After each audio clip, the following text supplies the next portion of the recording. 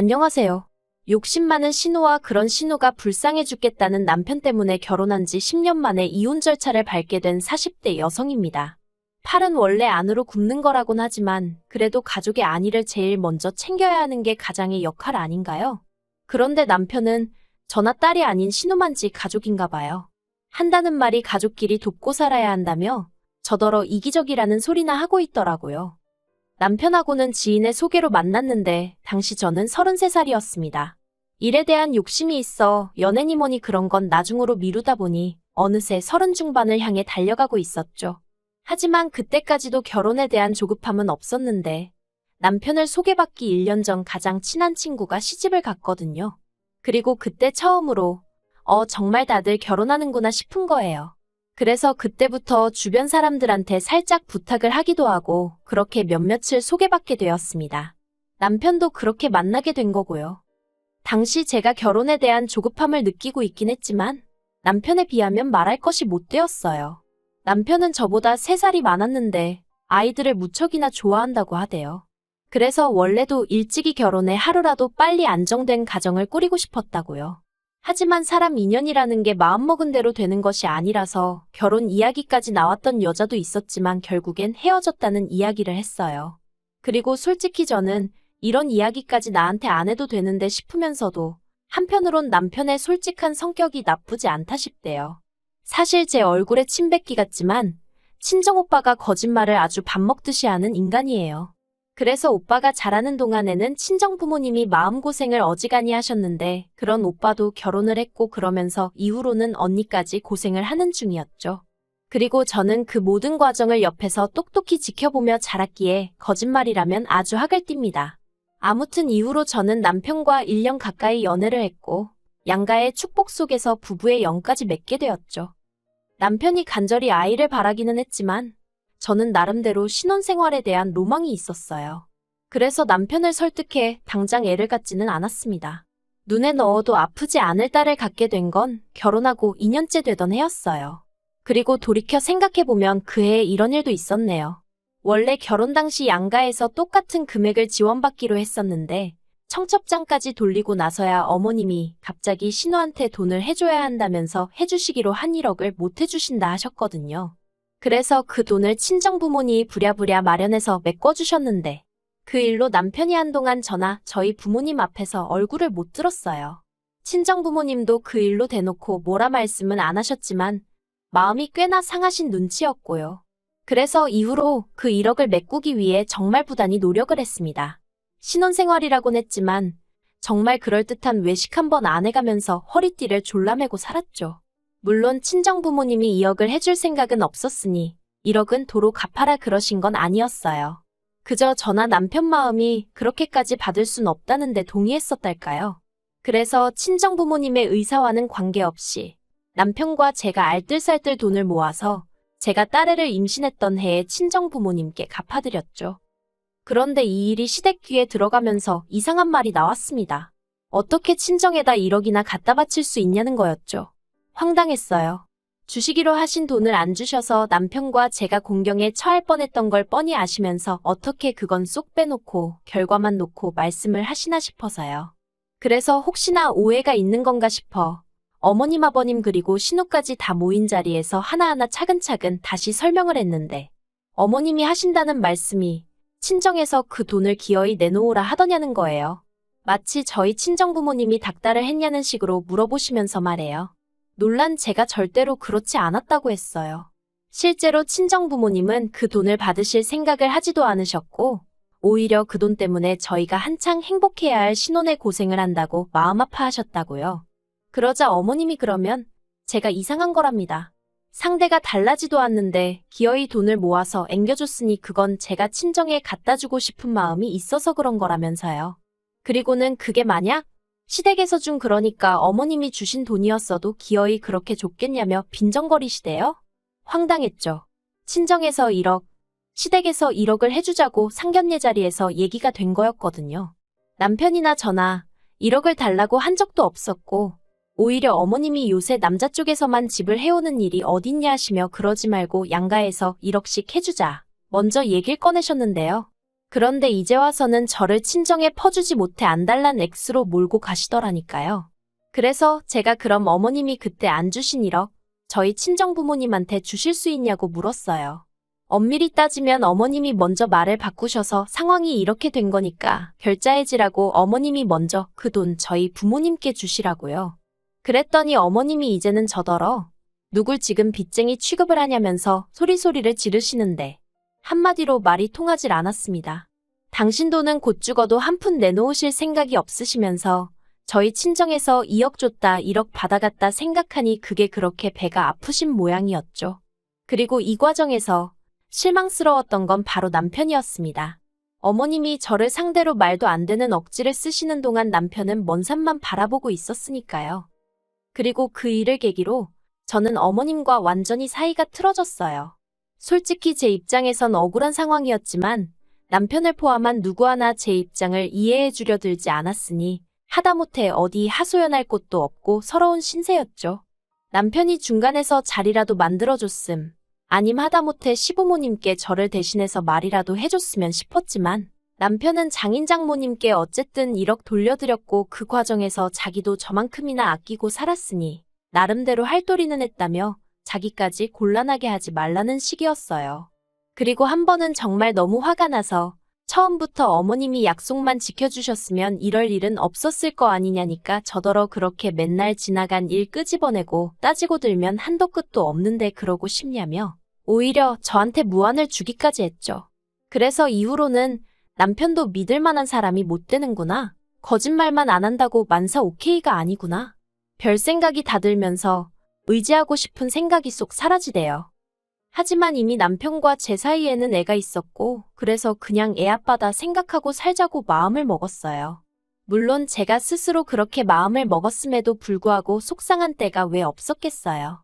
비록 제가 남편을 운명의 상대라기보다는 좋은 남편감으로 생각하고 결혼을 결심하긴 했었지만 남편은 제가 좋아 죽겠다고 했었거든요. 저 없이는 못 살겠다고요. 그렇게 정말 하늘의 별도 달도 따다주네 하던 인간이었는데 저렇게 달라질 수가 있나 싶은 게 그럴 때는 정말 내가 못하러 결혼을 했나 하는 생각도 들고 회의감이 장난이 아니었어요. 하지만 그때마다 애를 생각하면서 마음을 다잡고 버틴 거죠. 하지만 그렇게 버텨온 지난 세월이 무색하게 결국 남편과 이혼을 결심하게 되었습니다. 남편에게는 위로 2살 많은 신우가 있어요. 신우는 저희보다 일찍 결혼하여 애도 2이나 있고요. 아무튼 그런 신우가 몇 년 전 한창 부동산 시정이 호황일 때 학군 좋은 지역에 오피스텔을 2개나 분양받아 놨었거든요. 그리고 그 소식을 들었을 땐 솔직히 대단하다 싶고 부럽기도 하고 그랬어요. 저희는 살고 있는 아파트 하나가 전부였으니까요. 아무튼 그런데 문제는 얼마 전이었어요. 신우 생일이고 해서 밥이나 먹자 하여 신우네 부부랑 저희 부부만 따로 만났는데 신우 표정이 영 안 좋더라고요.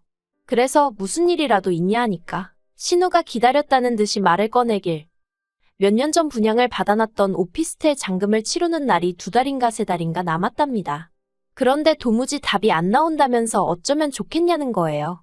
그리고 그때 시매부가 저희 남편더러 잠깐 나가서 담배나 피자며 자리를 비웠고 그렇게 신우와 제가 단둘이 남게 되었는데 신우가 하는 말이 저더러 돈 좀 빌려주면 안 되겠냐입니다.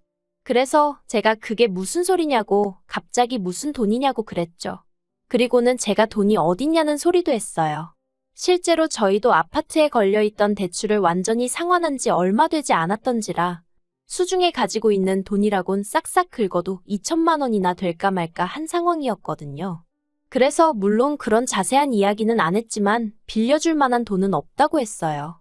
그러니까 신우가 말 그대로 죽상을 하고는 하는 말이 요새 부동산 시장이 안 좋아서 마피를 붙여놔도 집이 안 나간답니다. 그리고 분양을 받을 때 넣었던 계약금도 대출이었다며 자기 정말 너무 힘들다고 하소연을 하더라고요. 사실 신우랑 저랑 사이는 좋을 것도 나쁠 것도 없었습니다. 제가 어머님과 사이가 안 좋았던 건 맞지만 그래도 신우는 딱히 어머님 입장을 대변하려 든다거나 그런 건 없었어요. 오히려 한편으로는 저희가 결혼하던 시기에 자기가 돈을 빌려가면서 일이 이렇게 됐나 싶다고 미안하다 한 적도 있었죠. 하지만 그렇다고 또 뭐 얼마나 가깝게 지낼 만한 계기가 있었던 건 아니에요. 실제로 신우랑 남편도 죽고 못 사는 남매 사이는 아니었고요. 하지만 그런 거 저런 거 다 떠나서 어쨌든 가족 간의 형제 간의 돈거래에서 좋을 게 없다는 건 제가 이미 오래전에 직접 겪어봤잖아요. 그러니 어휴, 빌려줄 능력도 안 됐지만 능력이 됐어도 해주고 싶은 마음이 없었죠. 그래서 신우한테는 사정이 딱한 것도 알겠고 이해는 되는데 정말 돈이 없다고 했네요. 그랬더니 신우가 한다는 말이 그러지 말고 아파트를 담보로 다시 한번 대출 좀 받아달랍니다. 저희가 대출 얼마 전에 다 갚은 건 들어서 알고 있다면서 그러니까 지금 다시 대출 받을 수 있지 않냐면서요. 그리고는 자기네 그 오피스텔 잔금 못 치르면 계약금도 다 날아가는데 그 돈이 7천이 넘는다며 자기들 그럼 진짜 큰일 난다나요. 그래서 제가 도대체 얼마나 필요한 거냐니까? 2억이랍니다. 어휴. 2억이 진짜 누구 집 똥개 이름도 아니고 막말로 그거 빌려줬다가 못 받으면 저희는 어쩌나 싶대요. 그래서 액수도 너무 크고 정말 어려울 것 같다 미안하다고 했어요. 그런데 신우가 왜 못 받냐입니다.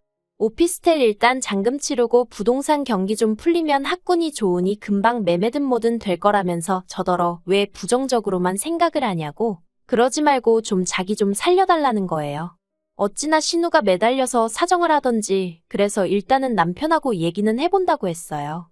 솔직히 얘기해보고 싶지도 않았고 제 마음이 달라질 것 같지도 않았지만 그렇게라도 말하지 않으면 죽어도 저를 놔주지 않을 것 같았거든요. 그리고 어느 정도 실랑이가 끝나갈 즈음 저쪽에서 심해부랑 남편이 들어오대요. 이후로 밥이 코로 들어간 건지 입으로 들어간 건지 모르겠는 식사를 마치고 남편과 집으로 돌아왔습니다. 제가 남편더러 신우 얘기 알고 있었냐고 물으니 자기도 담배 피면서 들었다대요. 그래서 제가 난 싫다고 했어요. 있는 돈을 빌려주는 것도 아니고 집 담보로 대출받아서 빌려주는 건 정말 아닌 것 같다고요. 그랬더니 남편이 하는 말이 자기도 저랑 같은 생각이랍니다. 그리고는 자기들이 그렇게 급하면 사는 집을 팔아서 그 오피스텔 잔금을 메꾸든지 해야지 왜 우리한테 그러는지 모르겠다고요. 정말 다행이다 싶대요. 혹시나 남편이 빌려주자고 하면 어쩌나 싶었는데 남편도 다행히 무조건 팔이 안으로 굽지는 않는구나 싶은 게 그래서 이 이야기는 이대로 끝났다 싶었어요.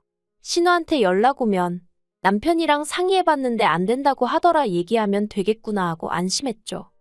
그런데 며칠 전 남편이 뜬금없는 이야기를 꺼냈습니다. 자기가 곰곰이 생각을 해봤는데 그냥 담보대출 받아서 신우한테 돈을 빌려주는 게 좋을 것 같다는 거예요. 그래서 제가 갑자기 뜬금없이 그게 무슨 소리냐고 했더니 자기가 회사 사정 때문에 곧 회사를 나와야 할 것 같은데 회사를 나오면 대출받기가 쉽지 않아질 것 같다면서 이렇게 된 거 그냥 받아서 빌려주고 싶다나요? 어이가 없었죠. 그래서 더는 대화로 풀어갈 일이 아니구나 싶어 단칼에 거절했습니다. 이미 다 끝난 이야기 아니냐고 그러니까 2번 얘기하지 말라고. 그렇게는 못 빌려준다고요. 그랬더니 남편이 갑자기 악을 쓰면서 너는 네 오빠랑 사이가 안 좋으니까 내 기분을 모른다면서 어떻게 핏줄이 힘들다는데 모른 척을 하겠냐고 급발진을 하는 거예요. 그러더니 자기가 어떻게 하면 되겠냐입니다. 무릎이라도 꿇을 거냐면서 한마디로 원맨쇼를 하더라니까요. 아니 지가 무릎 꿇으면 어디서 2억이 뚝 떨어지나. 지 무릎 꿇는 게 얼마나 대단한 일이라고 저 난린가 싶은 게 황당하대요. 그래서 무릎을 꿇든 기어다니든 내 알 바 아니라고 돈은 못 해준다 했습니다. 그랬더니 남편이 저더러 피도 눈물도 없다면서 자기는 빌려줄 거래요. 그래서 마음대로 하라고 했어요. 어차피 공동명의라 내 동의 없인 그렇게는 못할 거라고요. 그랬더니 이제 또 저더러 못돼 처먹었네 어쩌네. 그래도 제가 들은 척도 안 했더니 지 성질에 못 이기겠던 건지 소파 앞 테이블에 놓여있던 리모컨을 저한테 집어 던졌습니다. 어이가 없었죠. 간신히 피하기는 했지만 그래도 얼마나 세게 던진 건지 벽지가 찢어졌더라고요. 방에 있던 애도 울어제끼고 그리고 그제서야 남편도 순간 정신을 차렸는지 실수였다면서 미안하다는데 정말 심장이 어디 지하로 툭 떨어지는 기분이었어요. 지금은 리모컨이었지만 저러다간 나한테 손찌검도 하겠구나 싶은 게 그래서 제가 됐다고 더는 말 한마디 섞고 싶지 않다 했습니다. 나는 신우에겐 땡전 한 푼 빌려줄 생각이 없으니 그렇게 알라고요. 그랬더니 남편이 그러면 방법이 없다면서 이혼해야겠네 하는데 결국 갈 때까지 가는구나 싶대요. 그래서 이혼하자고 했어요. 나도 더는 아쉬울 것도 없고 그러니까 깨끗하게 갈라서자고요. 그리고 신우는 옆에서 보고 듣는데 저게 정말 눈안가 싶은 게 지 때문에 동생네 부부가 이혼을 하게 생겼는데도 오로지 관심사는 언제 저희 아파트가 팔리나 그것뿐이대요. 하루라도 빨리 팔려야 자기네 잔금을 치룰 수 있으니까 그랬던 거겠죠. 한편 이 상황을 알게 되신 저희 친정부모님께서 저희 남편더러 아주 괘씸하고 생각 없는 놈이라며 저더러 그 2억 해줄 테니 아파트 명에 가지고 오라셨어요. 하지만 솔직히 저는 아쉬울 게 없거든요. 신혼애가 잔금을 제때 치르던지 말던지 제 알바도 아니고 남편과 협의 이혼을 못하면 소송을 해서라도 할 생각이니까요. 그리고 무엇보다도 친정부모님이야 저희 사는 아파트가 앞으로 좀 오를 수도 있으니 제 명의로 두라는 말씀이셨지만 저는 이제 그 집에 미련이 없어요. 그저 빨리 팔아서 정리나 하고 싶고 어디가 됐든 아이와 함께 새 출발을 하고 싶은 마음뿐입니다.